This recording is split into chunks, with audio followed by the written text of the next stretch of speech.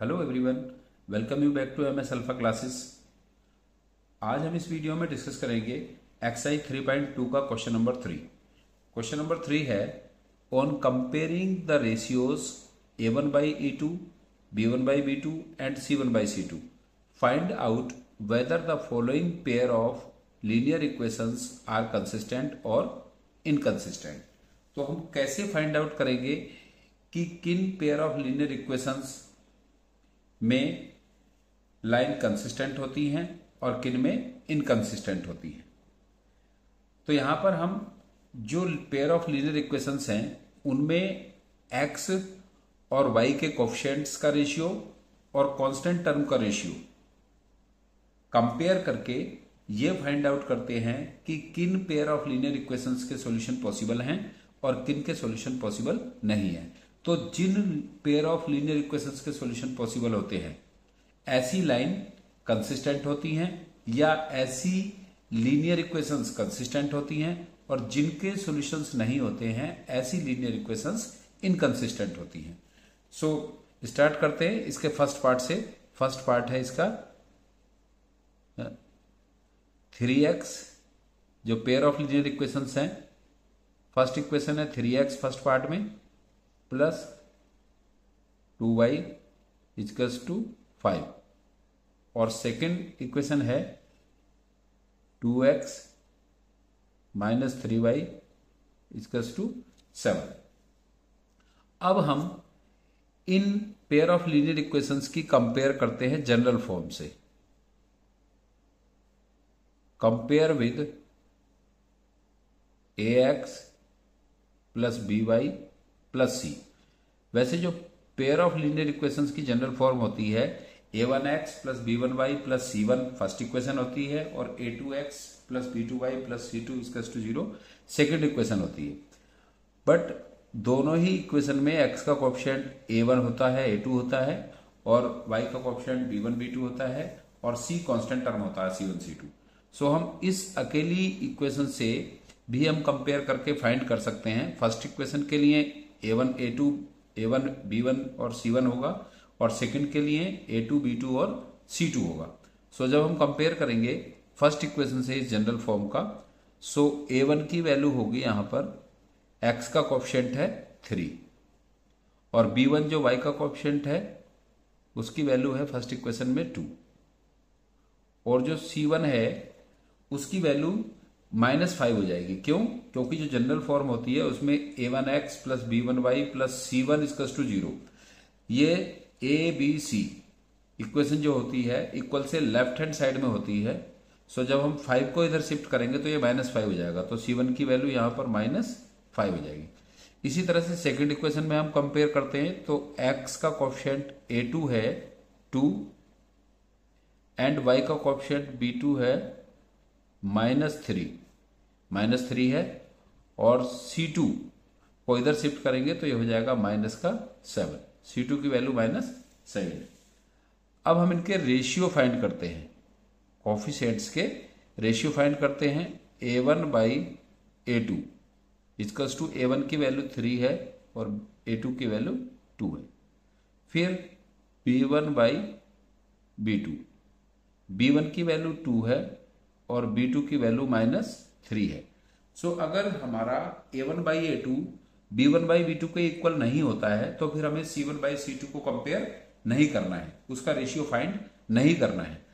क्योंकि अगर a1 by a2 not equal to b1 by b2 होता है तो ये इंटरसेक्टिंग लाइन को रिप्रेजेंट करते हैं जिसका कि यूनिक सॉल्यूशन होता है। सो इसलिए हमें इसको c1 बाई c2 से कंपेयर नहीं करना है। Since a1 by a2 not equals to b1 by b2, और अगर a1 by a2 not equals to b1 by b2 है, सो ये इंटरसेक्टिंग लाइन को रिप्रेजेंट करती हैं और इसका यूनिक सॉल्यूशन होता है, एग्जैक्टली वन सॉल्यूशन होता है। और अगर इस लाइन का सॉल्यूशन है then it will be consistent. तो फिर ये लाइन कैसी होंगी? कंसिस्टेंट होंगी, या ये लीनियर इक्वेशन कंसिस्टेंट होंगी। So these linear equations will be consistent, या फिर इनके सॉल्यूशंस क्या होंगे? कंसिस्टेंट होंगे। कंसिस्टेंट। आपको सिर्फ इतना फाइंड करना है, इनके कोफिशिएंट्स के रेशियो के कंपेयर करके, एक्स वाई और कांस्टेंट टर्म के इनके कोफिशिएंट्स के रेशियोज को कंपेयर करके आपको ये फाइंड करना है कि ये किस टाइप की लाइन को रिप्रेजेंट करती हैं और इसके सॉल्यूशन पॉसिबल होते हैं या नहीं होते हैं। तो जैसा कि हमने इसमें देखा कि a1/a2 not equal to b1/b2 होता है, तो ऐसा किसमें होता है? ऐसा यूनिक सॉल्यूशन में होता है व्हेन जब टू लाइन एक दूसरे को इंटरसेक्ट करती हैं। तो इंटरसेक्ट करने पर उसका जिस पॉइंट पे इंटरसेक्ट करती है वो सॉल्यूशन होता है। सो उस केस में ये लाइन कंसिस्टेंट होगी, ये लीनियर इक्वेशंस कंसिस्टेंट होंगी। सो आई होप आपको क्लियर हो गया होगा। इसी तरह से हम फाइंड कर लेंगे सेकंड पार्ट को। हमें इन सब में ये फाइंड करना है कि लाइन कंसिस्टेंट है या नहीं है। अब इसका सेकंड पार्ट है, उसमें जो पेयर ऑफ लीनियर इक्वेशंस हैं, फर्स्ट इक्वेशन है 2x minus 3y equals to 8। Second equation है 4x minus 6y equals to 9। सो इनका भी हम कंपेयर जो जनरल फॉर्म है उससे करते हैं, compare with ax plus by plus c equals to 0। So यहां से जब हम फर्स्ट इक्वेशन से कंपेयर करेंगे जनरल फॉर्म का, तो फर्स्ट इक्वेशन के लिए a1 होगा x का कोएफिशिएंट, 2 b1 y का कोएफिशिएंट है यहां पर -3, एंड c1 को हम इधर शिफ्ट करेंगे तो ये माइनस हो जाएगा। c1 की वैल्यू यहां पर कांस्टेंट टर्म है -8। इसी तरह से सेकंड इक्वेशन से कंपेयर कर लेंगे। सेकंड इक्वेशन में a1 a2 की वैल्यू कितनी है? 4 है x का कोएफिशिएंट, और b2 जो y का कोएफिशिएंट है ये -6 है, और c2 कांस्टेंट टर्म है सेकंड इक्वेशन का। 9 को इधर लाएंगे तो ये भी माइनस में हो जाएगा, -9। अब इनका हम कंपेयर करते हैं, इसके कोएफिशिएंट्स का और कांस्टेंट टर्म का। a1 by a2 equals to, a1 की वैल्यू है 2 और a2 की वैल्यू है यहाँ पर 4। सो क्योंकि ये सिंपलेस्ट फॉर्म में नहीं है तो हम इसको सिंपलेस्ट बना लेंगे, और ये हो जाएगा 2 1 जा 2, 2 2 जा 4, 1/2। फिर b1/b2, b1/b2, b1 की वैल्यू है -3, b2 की वैल्यू -6, माइनस से माइनस कैंसिल हो गया, 3 1 जा 3, 3 2 जा 6। सो इसकी वैल्यू भी 1/2 है। एंड c1/c2, c1 की वैल्यू -8 है और c2 की वैल्यू -9 है। माइनस से माइनस कैंसिल हो गया, बट 8/9 कोप्राइम नंबर है, ये कैंसिल आउट नहीं होंगे। सो यहां से क्लियर हो गया कि सिंस a1/a2 इक्वल्स टू है b1/b2 के, क्योंकि a1/a2 की वैल्यू 1/2 है, b1/b2 की वैल्यू भी 1/2 है, तो ये इक्वल होंगे। बट c1/c2 8/9 है, ये c1/c2 के इक्वल नहीं है। जब a1/a2 और b1/b2 इक्वल होते हैं और c1/c2 इक्वल नहीं होते हैं, सो ये पैरेलल लाइंस को रिप्रेजेंट करती है। फिर ये इक्वेशंस, इन इक्वेशंस की जो लाइंस होती हैं वो पैरेलल होती है, और पैरेलल लाइंस के कोई सॉल्यूशन नहीं होते हैं। तो जब इनके सॉल्यूशन नहीं होते हैं तो फिर ये लीनियर इक्वेशंस होंगी इनकंसिस्टेंट।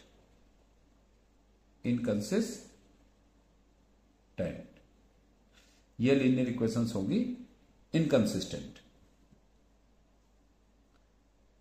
ये कंसिस्टेंट थी और ये होगी इनकंसिस्टेंट। अब इसका थर्ड पार्ट सो सिंपल है, कोएफिशिएंट्स के रेशियो कंपेयर करके, कांस्टेंट टर्म का रेशियो कंपेयर करके हम इनको फाइंड कर सकते हैं। जिनके सॉल्यूशंस पॉसिबल हैं, जिन लीनियर इक्वेशंस के, वो कंसिस्टेंट होती है, जिनके पॉसिबल नहीं है वो इनकंसिस्टेंट होती है। सो थर्ड पार्ट है क्वेश्चन का, 3/2x plus 5/3y equals to 7 first equation है। सेकंड इक्वेशन है 9x minus 10y equals to 14। सो अब इसको भी कंपेयर करेंगे हम, इनको भी कंपेयर करेंगे किससे? जो जनरल फॉर्म होती है with ax plus B Y plus C equals to 0। First equation के लिए a1x b1y और c1 हो जाता है, और सेकंड के लिए a2x b2y और c2 से कंपेयर कर लेते हैं हम इसका। सो यहां से a1 इक्वल्स टू होगा जो x का कोएफिशिएंट है इक्वेशन 1 में 3/2, फिर b1 इक्वल्स टू y का कोएफिशिएंट 5/3 एंड c1 7 इधर है, इधर लाएंगे इसको तो ये -7 हो जाएगा।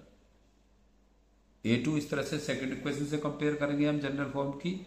सो a2 जो x का कोएफिशिएंट है 9 है, एंड b2 जो y का कोएफिशिएंट है ये -10 है, एंड c2 14 को इधर लाएंगे तो ये माइनस हो जाएगा, c2 होगा फिर कांस्टेंट टर्म -14। अब इनका हम कंपेयर कर लेते हैं कोएफिशिएंट्स का और कांस्टेंट टर्म का। सो a1 बाई a2, a1 की वैल्यू है 3/2 और a2 की वैल्यू है 9, तो ये 2 के मल्टीप्लाई में आ जाएगा। अब 3 से 3 बन जा 3, 3 3 जा 9, सो ये हो जाएगा 1/3 2 जा 6। अब b1 by b2 equals to b1 की वैल्यू है 5/3 और b2 की वैल्यू है -10, सो मल्टीप्लाई में आ जाएगा नीचे ये -10। अब फिर 5 से डिवाइड हो जाएगा, 5 1 जा 5, 5 2 जा 10, सो b1 बाई b2 की वैल्यू हो जाएगी 1/-3 2 जा 6।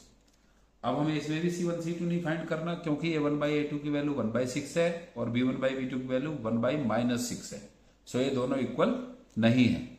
Since a1 by a2 not equals to b1 by b2, so a1 by a2 not equals to b1 by b2 होता है। सो ये इंटरसेक्टिंग लाइन को रिप्रेजेंट करती है, और इन पेयर ऑफ लीनियर इक्वेशंस का यूनिक सॉल्यूशन होता है, एग्जैक्टली वन सॉल्यूशन होता है, और जब सॉल्यूशन पॉसिबल होता है सो लाइन हो जाती है कंसिस्टेंट, ये लीनियर इक्वेशंस हो जाती हैं कंसिस्टेंट। तो ये पेयर ऑफ लीनियर इक्वेशंस भी कंसिस्टेंट है।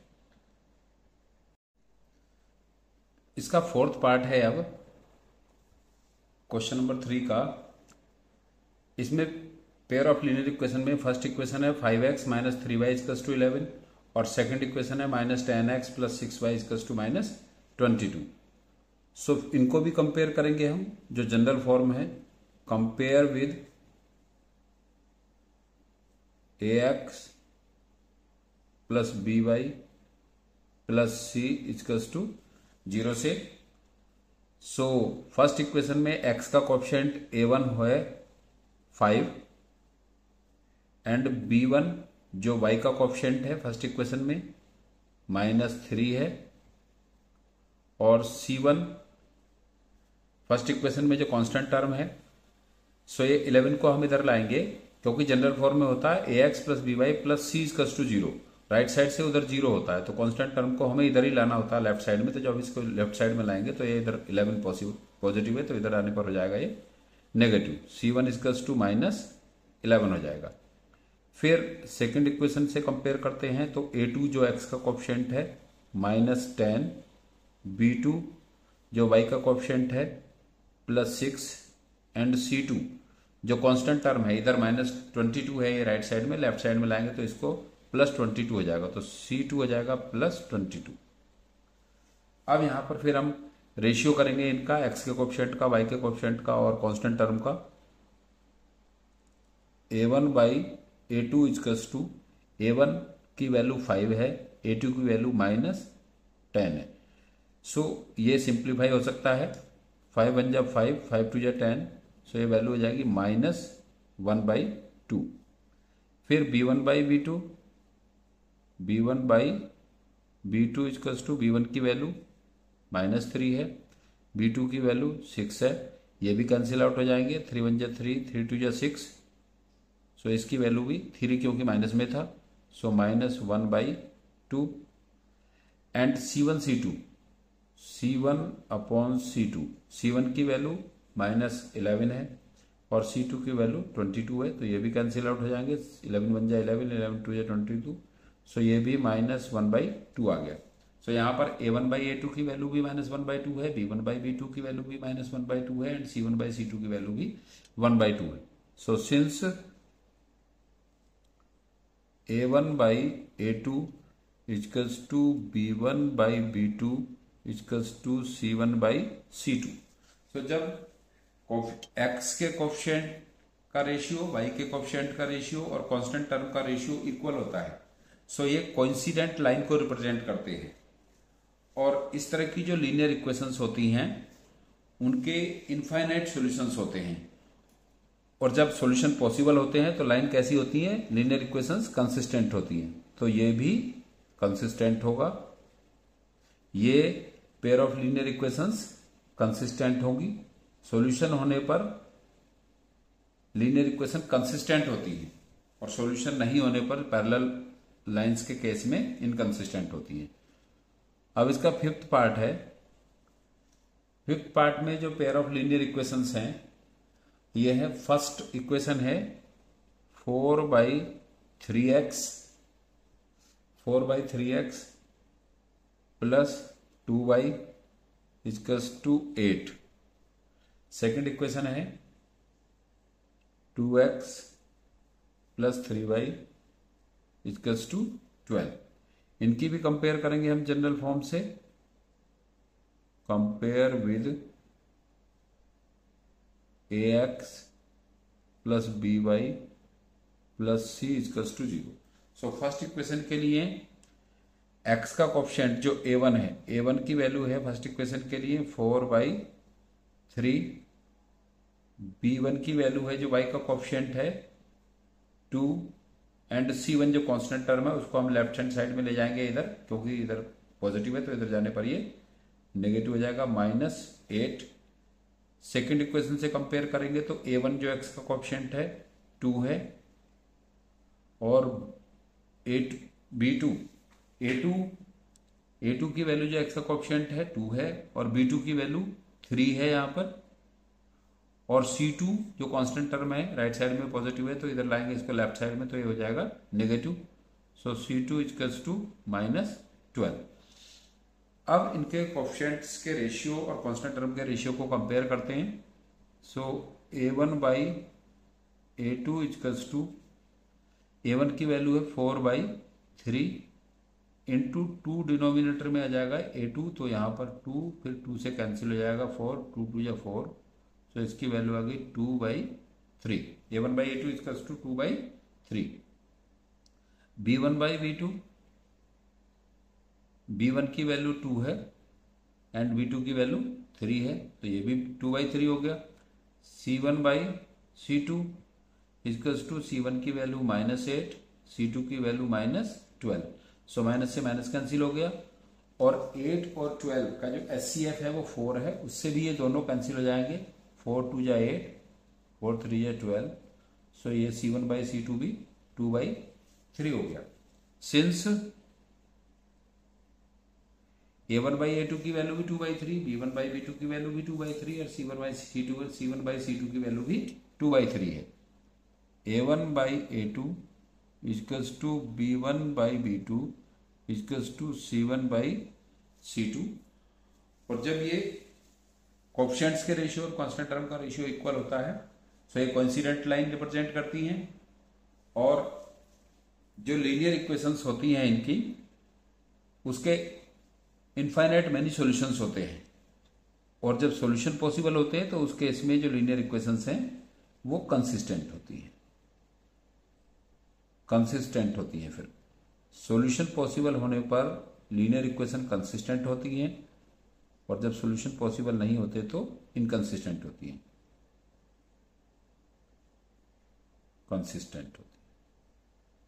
सो आई होप आपको ये क्वेश्चन क्लियर हो गया होगा, कैसे हमने रेशियो को कंपेयर करके, कोफिशिएंट्स के रेशियो को कंपेयर करके कैसे हमने फाइंड आउट किया है कि किस केस में लाइन कंसिस्टेंट होती है और किस में इनकंसिस्टेंट होती है। सो पैरेलल लाइन जिनके सॉल्यूशन पॉसिबल नहीं होते वो इनकंसिस्टेंट होती है, और यूनिक सॉल्यूशन और इनफाइनाइट सॉल्यूशंस जिनके होते हैं वो लाइन कंसिस्टेंट होती है। थैंक्स।